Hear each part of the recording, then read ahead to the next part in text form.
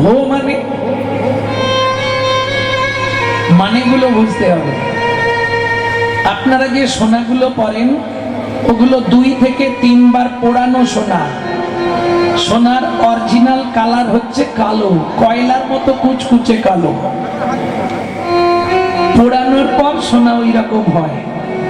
একবারে 1 পাই করে সোনা কমবে, 2-3 বার পোড়ানোর পর গয়না তৈরি হয়ে যায়। নাগরী লাখবান কাঞ্চন যিনি গোড়ার উপলাবনী, সোনাকে 1 লক্ষ বার পুড়ালে তার যে বর্ণ হয় সেই বর্ণকেও আমার চৈতন্য মহাপ্রভুর গায়ের রং পরাজিত করেছে। হে মা ভো বারাণাং দিব্য ছবি। ও মায়েরা, আমরা চিত্তপট চিনি, আমরা ছবি চিনি, আমরা পিকচার চিনি, আমরা ফটো চিনি।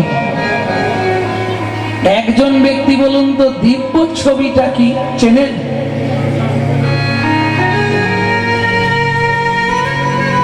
দিব্য ছবি তো বুঝলাম না, বোঝেন? বলুন, বোঝেন না। চিত্তপট ছবি, ফটো, পিকচার যাই বলুন, 1 বছর 2 বছর 5 বছর 10 বছর মনে থাকবে, তারপর আস্তে আস্তে আপনি ভুলে যাবেন, বেসরণ হয়ে যাবেন। কিন্তু চৈতন্য মহাপ্রভুর ওই দিব্য জ্যোতি রূপ কেউ যদি একবার গুরু তত্ত্ব জ্ঞান নয়ন দিয়ে দর্শন করে ফেলে, 1 জন্ম নয় 7 জন্ম তার হৃদয় পটে দিব্য ছবি হয়ে বাঁধানো থাকবে। সেই চৈতন্য মহাপ্রভুকে আমরা প্রণাম জানাই।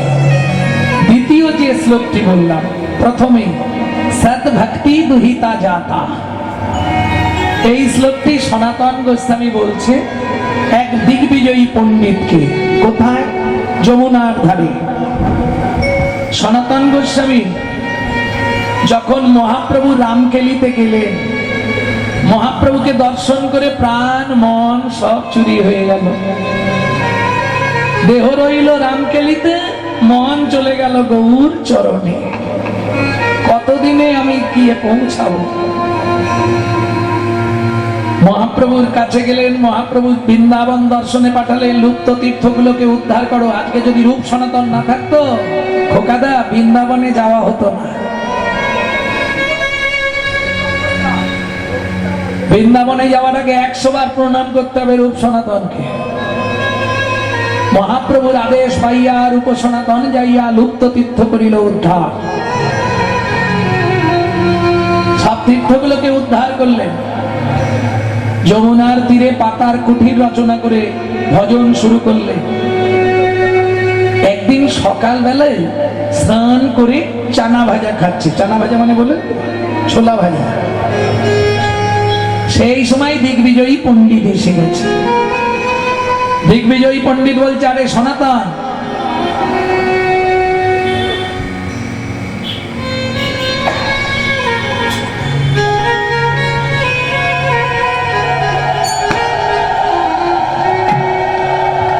শ্রী রাধা রমন রমণি মনোমোহন বৃন্দাবন বন দেবা, শ্রী রাধা রমন রমণি মনোমোহন বৃন্দাবন বন দেবা, অভিনব রাস রসিক বরনাগর, অভিনব রাস রসিক বরনাগর, নাগরি গণ কৃত সেবা, নাগরি গণ কৃত সেবা, শ্রী রাধা রমন রমণি মনোমোহন বৃন্দাবন বন দেবা, শ্রী রাধা রমন রমণি মনোমোহন বৃন্দাবন বন দেবা, শ্রী রাধা রমন রমণি মনোমোহন বৃন্দাবন বন দেবা, অভিনব রাস রসিক বরনাগর, অভিনব রাস রসিক বরনাগর, অভিনব রাস রসিক বরনাগর, রসিক বরনাগর, নাগরি গণ কৃত সেবা, নাগরি গণ কৃত সেবা, শ্রী রাধা রমন রমণি মনোমোহন বৃন্দাবন বন দেবা, নিতাই গৌর হরি বল। বৃন্দাবন গণদেবা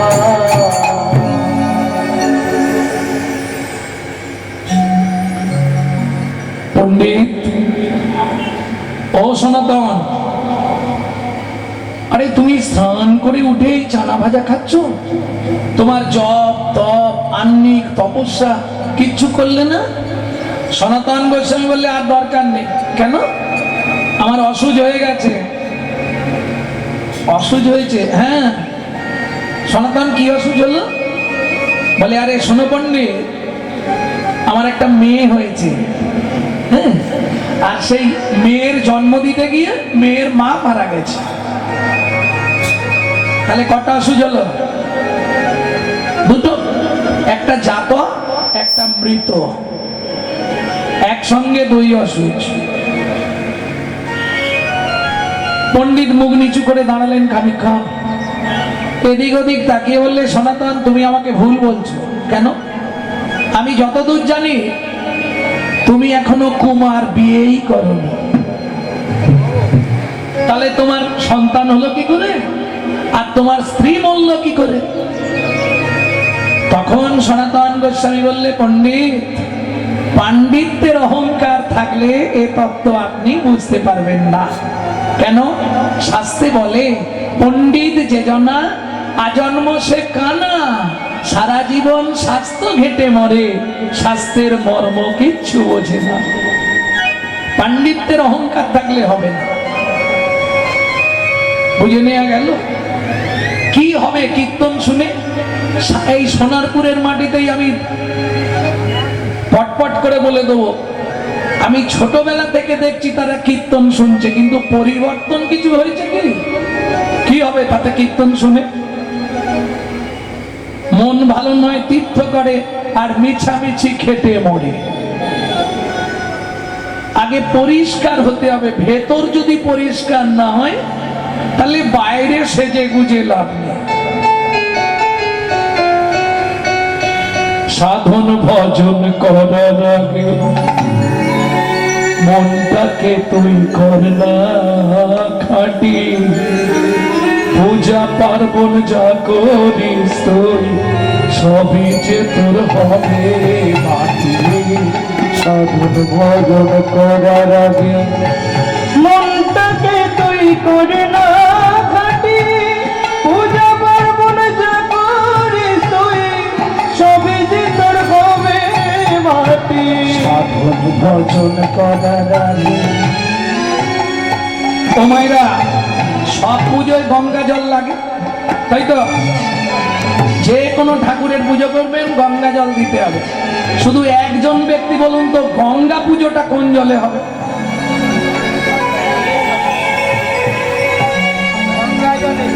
গঙ্গা জলে। বাহ, ওখানের এক বাবা বলে দিয়েছে গঙ্গা জলে। একটু আস্তে ছোট করে একটু গ্রন্থের নামটা বলুন, কোথা থেকে বললেন?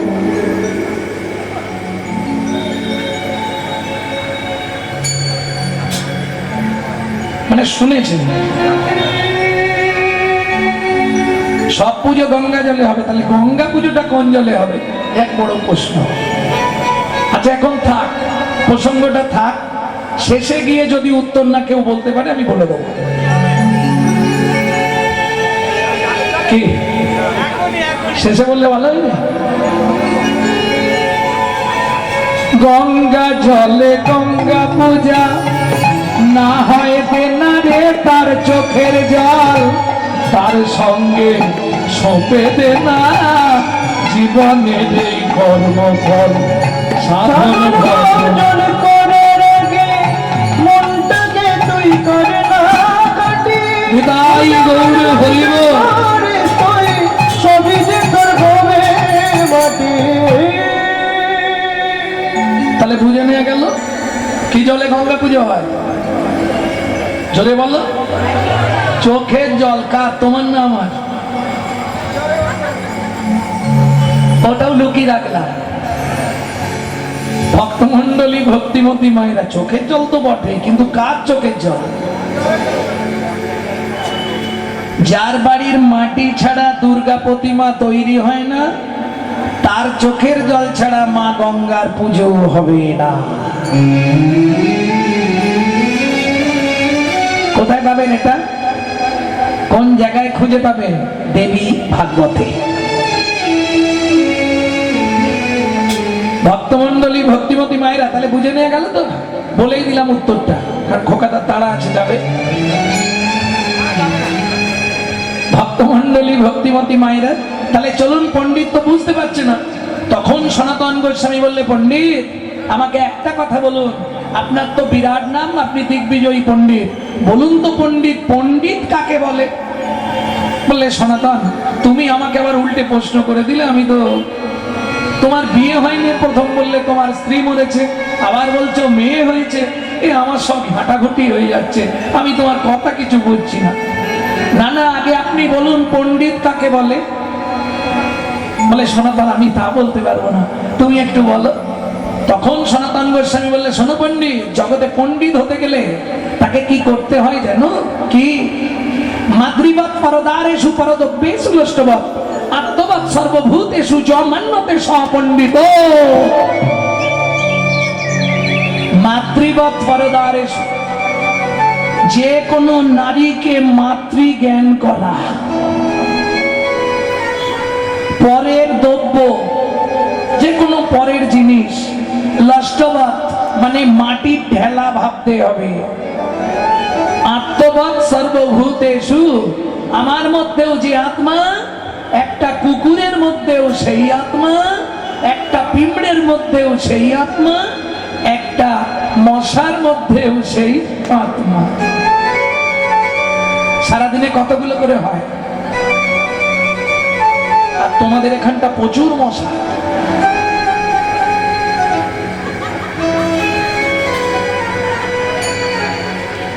ভক্তমন্ডলী, ভক্তিমতী মায়েরা, তা সনাতন তুমি যে কি বলছো আমি বুঝছি না। তুমি তো বিয়ে করলে না, তোমার স্ত্রী মরল বাচ্চা হতে গিয়ে, তোমার মেয়ে হয়েছে। তখন বললে, পণ্ডিত শোনো তবে বলি, সৎ ভক্তি দুহিতা যাতা। কদিন আগে আমার গুরু কৃপায় আমার ঘরে একটা মেয়ে জন্মেছে। বাংলা বলছি, বুঝতে পারছেন? আমার ঘরে। কোন ঘরে? আমার ঘরে। ও মাইরা, আমার ঘর মানে বোঝেন তো? ওই কাঠমাস টালিমাটি দিয়ে যে ঘরটা, ওই ঘরে নয়। তাহলে কোন ঘরটা? আমার ঘরে। কোন ঘরটা?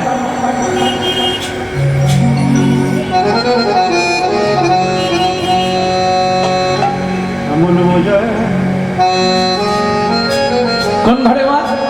এমন মজার পরিপাটি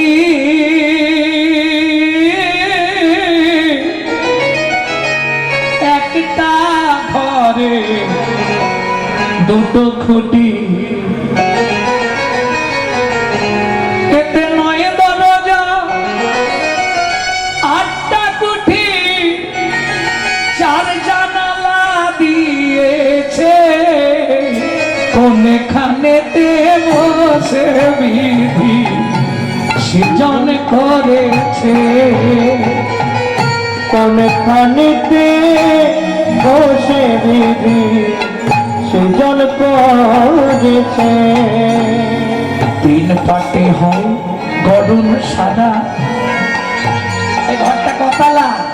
আজকে একটু অনুমতি নিয়ে মালাটা খুলে রাখছে, গরম লাগছে।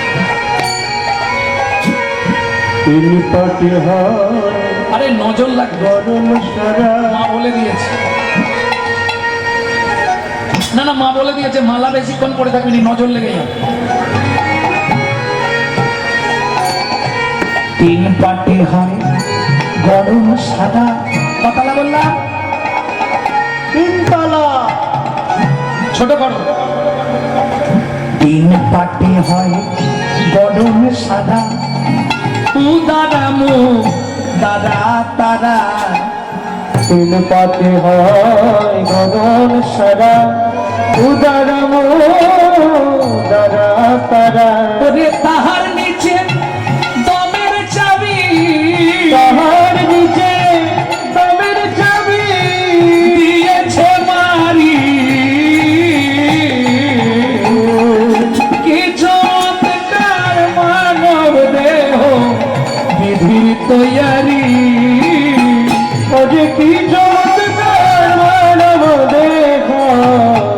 গুরুর তৈরি এই শোনো, ওপর তালায় আজব কাণ্ড,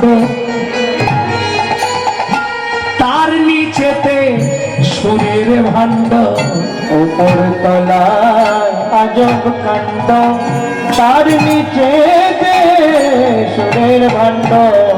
ওপর তালায় আজব কাণ্ড, তার নিচেতে সুরের ভাণ্ড। ওপর তলায় আজব কাণ্ড, তার নিচে সুরের ভাণ্ড। পাঠালে মাল সময় মতো, পাঠালে মাল সময় মতো, সব বের করে দেয়। নিচের তালা ভেদ করি, কি চমৎকার মানব দেহ, পৃথিবীর তৈরি কি চমৎকার মানব দেহ, পৃথিবীর তৈরি চমৎকার মানব দেহ, পৃথিবীর তৈরি। একটুখানি গাইলাম, অনেক বড় গান। ভক্তমন্ডলী, ভক্তিমতী মায়েরা, তাহলে এমন মজার পরিপাটি, একটা ঘরের দুটো খুঁটি, ঘর চিনে নিলেন। 8টা কুটুরি: লজ্জা, ঘৃণা, ভয়, মান, প্রণয়, অহংকার, অবিদ্যা, মন। 9টা দরজা, কিন্তু একদম কমন, আপনারা জানেন। 2টো চক্ষু, 2টো নাসিকা, 2টো কর্ণ, একটু মুখগহ্বর, একটি পায়ু, একটি উপস্থ। 4টে জানালা, বক্ষে স্তনযুগল 2টি, একটি নাভি কমল। আর একটা জানালা আছে, ওটা মায়েরা জানে। কোথায় গো মা? যখন আমরা খুব ছোট ছিলাম, মায়েরা হাতের তেল, ওই সর্ষের তেল নিত। সোনা রে, মানিক রে বাবা,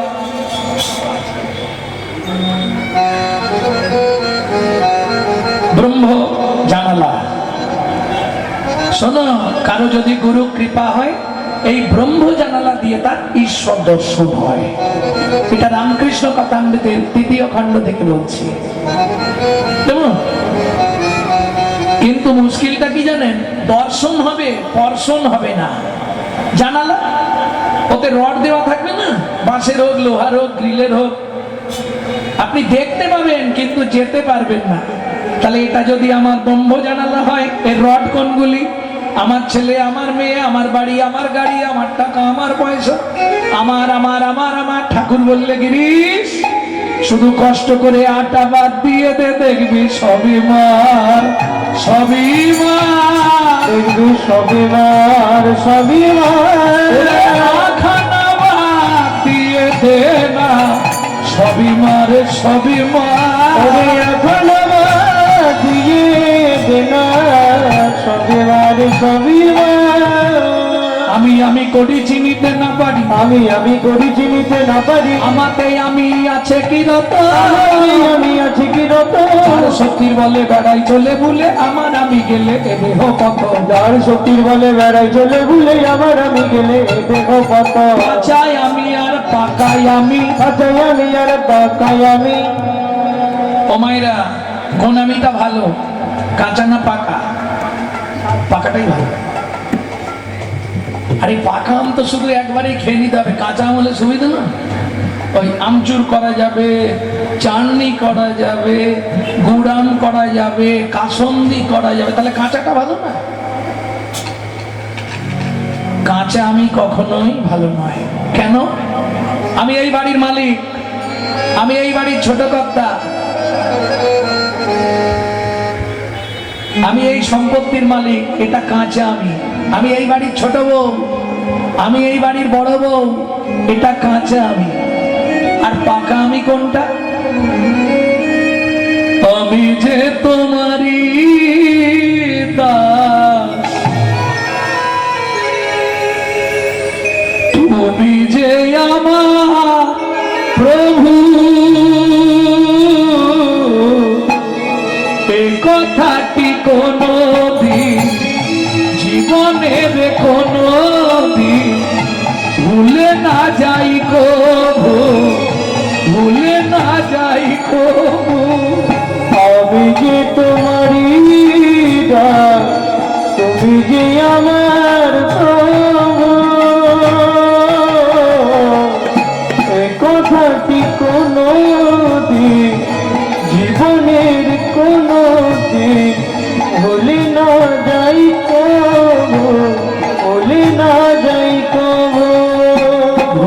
করে যদি ভুলে যায়, কেসে ধরে টেনে নিয়ে দিও একটু ঠাই দয়া, দিও একটু ঠাই। ভুল করে যদি ভুলে যায়, এসে ধরে টেনে নিয়ে দিও একটু ঠাই ঠাকুর, দিও একটু ঠাই। এটা হলো পাকা আমি। তাহলে কয়েকদিন আগে আমার হৃদয় ঘরে ভক্তি নামে কন্যা জন্মগ্রহণ করেছে। সৎ ভক্তি দুহিতা জাতা, দুহিতা মানে কন্যা, জাতক জাতা জন্মগ্রহণ করেছে। আর যেদিন থেকে ভক্তি নামে কন্যা জন্মগ্রহণ করল, আমার হৃদয় ঘরে যে মায়া নামে স্ত্রী ছিল সে জন্মের মতো মারা গেল। বুঝে নেওয়া গেল? খুব সহজ কথা নয়, এ সাধনের কথা, ভজনের কথা, বাহ্যিক জনের জন্য নয়। তখন পণ্ডিত আছাড় খেয়ে পড়লেন সনাতন গোস্বামীর চরণে। সনাতন, তুমি যে ধনে হইয়া ধনী পরশ মনিরেও মানো নাই মনি, তার কিঞ্চিত দেহ তো আমার মনে হয় যে ব্যক্তি পরশমণি যমুনায় ফেলে দেয় সে নিশ্চয়ই কোনো বড় পরশমণির সন্ধান পেয়ে গেছে।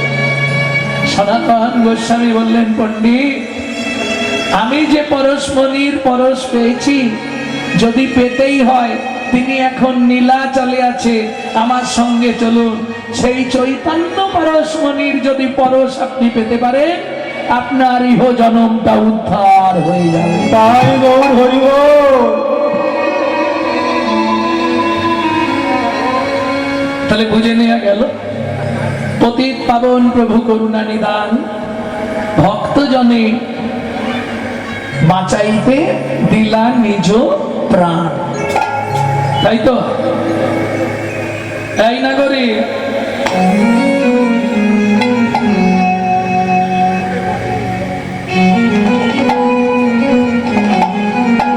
মোড়মতি অতি পতিত পাষণ্ডী প্রাণে না মারিল কাঁদে, প্রাণে না মারিল কাঁদে। হরি নাম দিয়া জগৎ শোধিল, শোধিল যাচি গিয়া দাঁড়ি দাঁড়ি। যাচি গিয়া দাঁড়ি দাঁড়ি।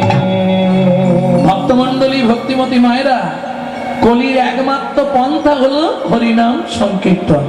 আপনি যা করেন, গো কাটি দানে গহনি চাকাশি, মাগে পয়াগে কটি কল্পবাসী, সুমেরু সমতুল হিরণ ন দানে, नहीं तुल्लो नहीं तुल्लो রাধা শ্রী গোবিন্দ নামে। বুঝে নেওয়া গেল? এই যে পয়াগে যাচ্ছিল সব, যদি 100 হিসাব আমার কাছে চান আছে বলবো। 25 জন গেছে, ভিড়ের জ্বালায় ঢুকতে পারেননি, রাম মন্দির দেখে ঘর পালিয়ে এসছে। 25 জন অর্ধেক রাস্তা থেকে ফিরে এসছে। 25 জন কুম্ভে স্নান করেছে, আর 25 জন একবারে চলে গেছে।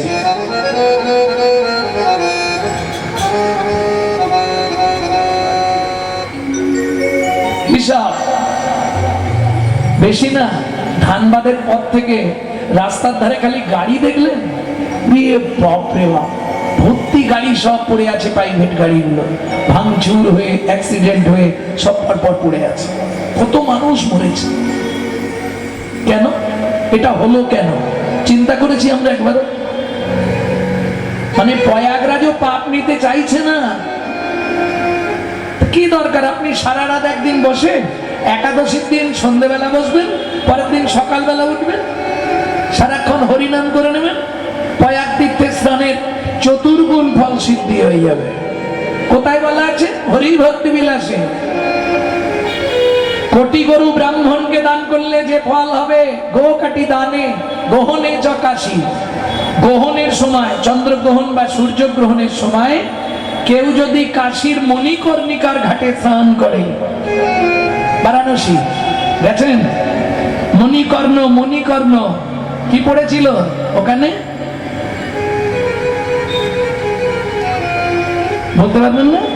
সীতার কানের দুল পড়ে গেছিল ঘাটে, এই জন্য মণিকর্ণিকার ঘাট। বিশ্বের এত বড় শ্মশান পৃথিবীর কোথাও নেই। 24 ঘন্টায় 6টা চিতা জ্বলে সব সময়, 365 দিন বন্ধ নেই। সেই মণিকর্ণিকার ঘাটে স্নান করলে যে পুণ্য সঞ্চার হবে, তোমার বলছে 12 জন্মের পাপ নাকি ক্ষয় হয়ে যায়। মাঘ মাসে পয়াগ তীর্থ করলে যে পুণ্য সঞ্চার হবে, পর্বতের সমান সোনা দান করলে যে পুণ্য সঞ্চার হবে, নহি তুল্য রাধা শ্রী গোবিন্দ নামে। সুযোগ যখন হয়েছে একটু বলি, ছেলেটা মনে মনে এই কথাটা জানার পরে, মুসলমানের ছেলে, ইচ্ছা হলো কেউ তো বুঝতে পারবে না আমি হিন্দু না মুসলমান, লুকিয়ে গিয়ে মণিকর্ণিকার ঘাটে স্নান করে চলে আসে। যা পাপ করেছি ক্ষয় হয়ে যাবে, ও চলে গেছে। এখন মণিকর্ণিকার ঘাটের নিয়ম হচ্ছে অদীক্ষিত ব্যক্তিদের স্নান করা নিষিদ্ধ। তাহলে দীক্ষা নিতে হবে। ইসলাম ধর্মে তো দীক্ষা নেই, কি করবে বেচারি?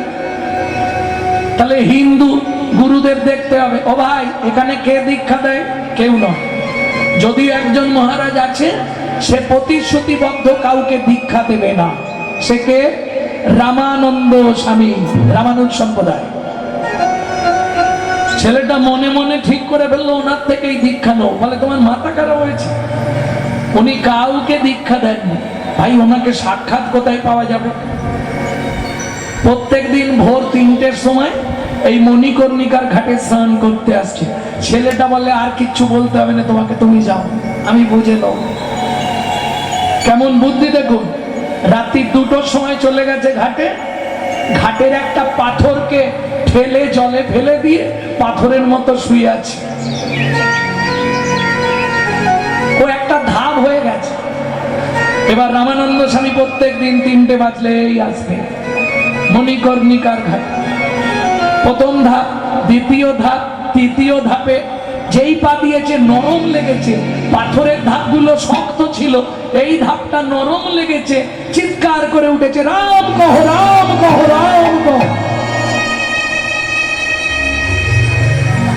জলে নেমে গেছে তাড়াতাড়ি করে, স্নান করছে আর দেখছে ওই তীরেতে একটা ছেলে হাত তুলে তুলে নাচছে আর কি বলছে জানো?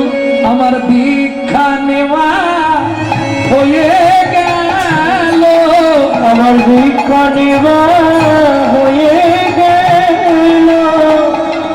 রামানন্দ স্বামী স্নান করে উঠলেন, এই কে তোর গুরুদেব? আপনি। আমি জীবনে শিষ্য করি। ও মা, এই তো আপনি আমার বুকের উপর পা দিয়েছিলেন। তার মানে আপনি নামবার সময় আমার বুকে পা দিলেন আর 3বার বললেন রাম কহ, রাম কহ, রাম কহ। 3বার কইলে উচ্চারণ, উহাতেই হইল মোর দীক্ষা গ্রহণ, দীক্ষা গ্রহণ। এবার চাকরি দাও। কি চাকরি করবি? যে চাকরি। কোথায় থাকিস? তোর নাম কি? নামটা যদি বলি আবার তাড়ি দেবে না তো? বলে দিই, গুরুদেবের কাছে তো আর মিথ্যে বলা যাবে না। আমি জোলা বংশে তাঁতি, জোলা বংশে মুসলমানের ছেলে, আমার নাম কবির। তুই মুসলমানের ছেলে হয়ে তাতে কি হয়েছে? দীক্ষা তো পেয়ে গেছি, মণিকর্ণিকার ঘাটে স্নান করব ভেবে এসেছিলাম, আর স্নান করার দরকার নেই, দীক্ষা হয়ে গেছে। এবার কি করবি? একটা চাকরি দিয়ে দিন, আমি এখানেই জন্মের মতো রয়ে যাব। বাবা মা চুলোই যাক, আমার দেখার দরকার নেই। প্রথম জন্ম হয় পিতা মাতার ঔরসে, দ্বিতীয় জন্ম হয় গুরুর মন্ত্র উপদেশে, গুরুর মন্ত্র উপদেশে। তৃতীয় জন্মের কথা কহনে না যায়, কহনে না যায়। ওরে চতুর্থ জন্মে তারে কৃষ্ণ আপন করে নেয়, আপন করে নেয়। আর দরকার নেই। তাহলে শোন, এই খাতা দিলাম, এই পেন দিলাম, সারাদিনে কতজন স্নান করছে এটা লিখে রাখবি। আমি তো লিখতে পারবো না, যে স্নান করতে আসবে তাকে বলবি সই করে তবে স্নান করতে।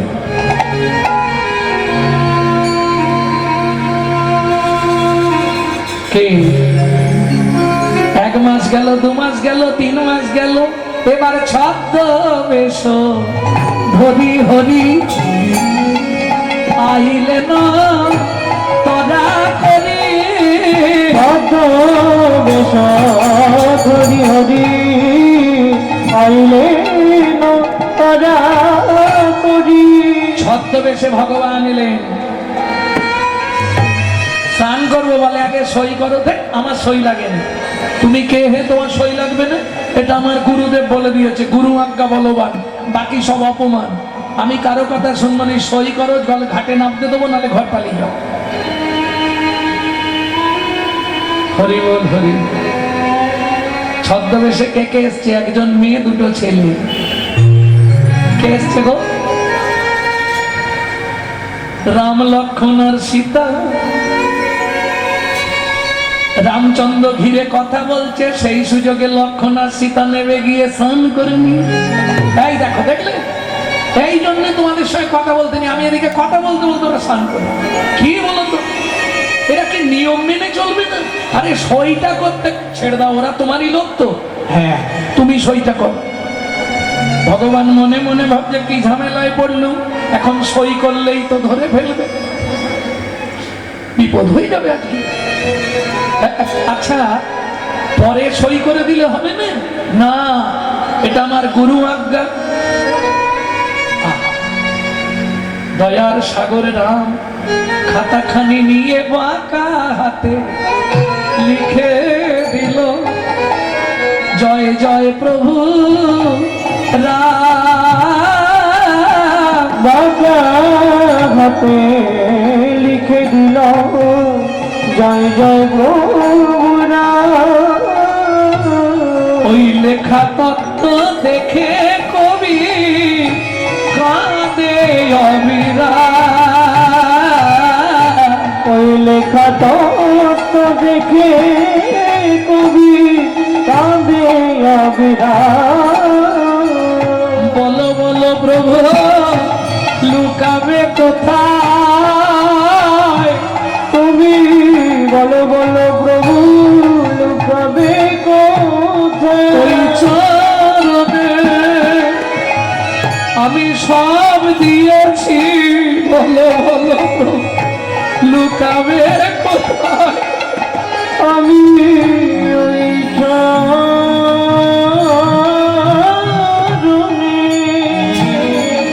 আর তো চরণ ছাড়বো না গো। ওই চরণে সব দিয়েছি, চরণ ছাড়ব না গো। ওই চরণে সব দিয়েছি, বলো বলো প্রভু লুকাবে কোথায়?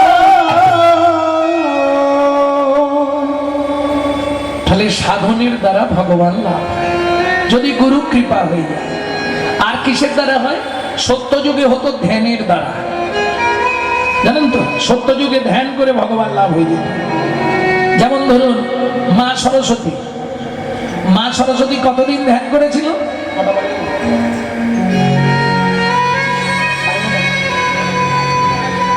মা সরস্বতী কতদিন ধ্যান করেছিল বাবা? সরস্বতীকে চেনেন তো? বিদ্যার দেবী। কতদিন ধ্যান করেছিল? সরস্বতী কিন্তু একটা নয়, বিদ্যার দেবী হচ্ছে শুভ্র সরস্বতী। আরো 2টো সরস্বতী আছে, পারিজাত সরস্বতী, নীল সরস্বতী। পারিজাত সরস্বতী কোথায় পুজো হয়? ইন্দ্রমহলে, স্বর্গে। আর নীল সরস্বতী তান্ত্রিকরা পুজো করে। বুঝে নিয়ে গেল? শুভ্র সরস্বতী সাধনা করলেন ক্ষীরোদের কুলে। নারায়ণ এলেন, সরস্বতী কি চাও তুমি?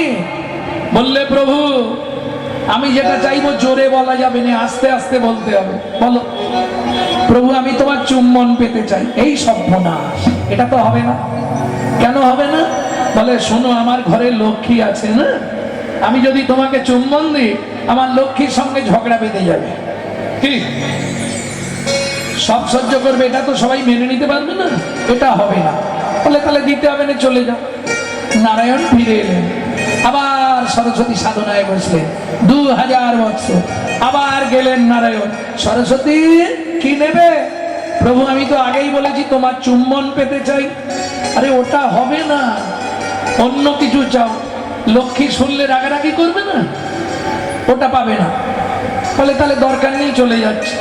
বিষাদ বদনে নারায়ণ ফিরে আসছে, মলিন বদন।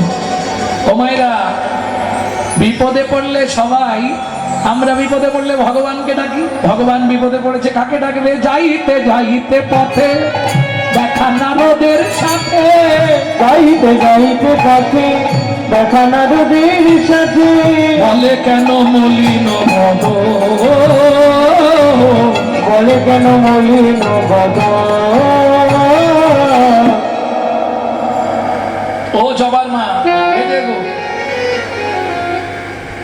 সারা রাত হরিনাম শুনলে 25 ভাগ পুণ্য সঞ্চার হয়। হরিবাসরে একটা আন কথা বললে 75 ভাগ মহাপাপ হয়। হরি ভক্তি বিলাস। 2 টাকার পুণ্য কিনতে এসে 10 টাকার পাপ কিনে নিয়ে বাড়ি যেও না। রাজার পাপে রাজ্য নষ্ট, প্রজারা পায় কষ্ট, আর গিন্নির পাপে সংসার নষ্ট, ছেলে পুলে পায় কষ্ট। খুব সাবধান, কারণ পাপ কোনোদিন তার বাপকেও ছাড়ে না, এটা জানেন তো? ক্যামেরা চলছে, সব ছবি হয়ে যাচ্ছে। পৃথিবীতে 3টে ক্যামেরা আছে জানেন? এই এক ক্যামেরাগুলো বসিয়েছে, কাল সকালবেলায় লিখে ছেড়ে দেবে। এটা এক ধরনের ক্যামেরা, আমি যা বলছি সব ছবি হয়ে যাচ্ছে। আপনার ভেতরে কোথাও হাড়টার সরে গেলে, শিরা বসে গেলে একটা ক্যামেরা দিয়ে দেখতে হয়, সেটা হচ্ছে এক্স-রে ক্যামেরা। ভেতরটা দেখা যাবে, তাতে আবার বাইরে দেখা যাবে না। কি মজার ব্যাপার। আর একটা ক্যামেরা ভগবান লাগিয়ে দিয়েছে, জন্ম টু মৃত্যু, তুমি যা করবে ওখানে সব লোড। বুঝে নেওয়া গেল? স্বয়ং ভগবানকে ব্যাধের হাতে তীর খেয়ে মরতে হলো, রামচন্দ্রকে সরজু নদীতে সুসাইড করতে হলো, তাহলে পাপ কোনোদিন ছাড়বে কাউকে? গঙ্গাপুত্র ভীষ্ম 54 দিন সরসজ্জায় পড়েছিল সামান্য একটু ভুলের জন্য। এটা বুঝতে হবে। কথা বলো না, প্রভু কহে আন কথা কর্ণে না শুনিবে, আন কথা কহে যে তার মুখ না দেখিলে। ভক্তমন্ডলী, ভক্তিমতী মায়েরা, তা নারদ বলছে প্রভু তুমি চিন্তা করো না, রাজি হয়ে যাও। রাজি হয়ে যাবো? বলে হ্যাঁ, উপায় আছে, আমি বলে দিচ্ছি। কি করব? ও মা, নারায়ণের কানে নারদ কি বলে দিল? নারায়ণ হেসেই হালকা। শুনি নারদের বাণী হরষিত হয় তখনই, শুনি নারদের বাণী হরষিত হয় তখনই, উপনীত ক্ষীরদের ফুলে, উপনীত ক্ষীরদের ফুলে। সরস্বতী প্রভু দেবে? হ্যাঁ দেব, চলে এসো। যেই বলেছে চলে এসে তো আনন্দের সীমা নেই। প্রভু দেবে বলেছে দাও, বলে এখন নয়। কবে দেবে? বলে আগত দাপর যুগে তুমি জন্মগ্রহণ করবে মধুর মুরলী হয়ে, আমি ঘন ঘন চুম্বন দেব,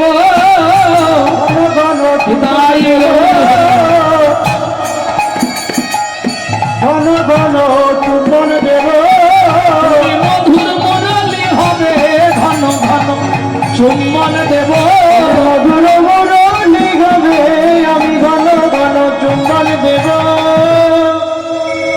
তুমি মধুর মুরলী হয়ে জন্মাবে, আমি তোমায় চুম্বন দেব। শর্ত কিন্তু একটা। কি শর্ত?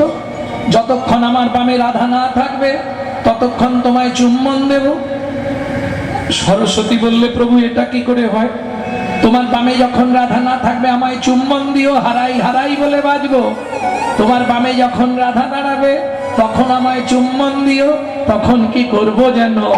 আমি যুগল নামে বাজবো, নামে বাজব, রাধে জয় শ্যাম বলে যুগল নামে বাজবো, রাধে জয় শ্যাম বলে, তোমার মনোবাঞ্ছা আমি পাইব, শ্যাম বলে, রাধে জয় শ্যাম বলে, রাধে জয় শ্যাম বলে, রাধে জয় শ্যাম বলে, নামে বাজব। নয় মনুষ্যত্ব ছাড়া, হোক না যত জ্ঞান বুদ্ধি বিবেকেতে বাড়া, ধনে আর মানে বড় বড় সেই নয়, কৃষ্ণ প্রেম যার অন্তরে তারে মানুষ কয়। তবে এখন একটা সুবিধা হয়ে গেছে, 3-4 জনের সংসার। তোমাকে বলি, এক ছেলে এক মেয়ে, স্বামী স্ত্রী, 4 জনের সংসার। কি গো, খুব হিসাব রাখবে।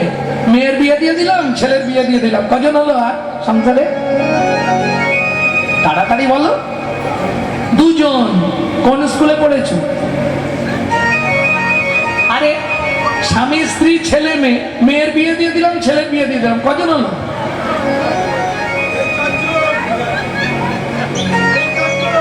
সেই 4 জন। হরি বল হরি বল, কি মজার ব্যাপার। একটা নাতনি হলো, গিন্নি মারা গেল, সেই 4 জন। বোঝা যাচ্ছে না কথাটা? শ্বশুর একা। আমি কি বলি শোনো না, বাবা নাই দিন রাত মন মরা হয়ে পড়ে থাকে। তা তুমি এক কাজ করো না, এই গোপালের বাবাকে তো দিয়ে এসেছে, আমাদের বাবাকেও দিয়ে এসো না। কোথায়? বৃদ্ধাশ্রমে।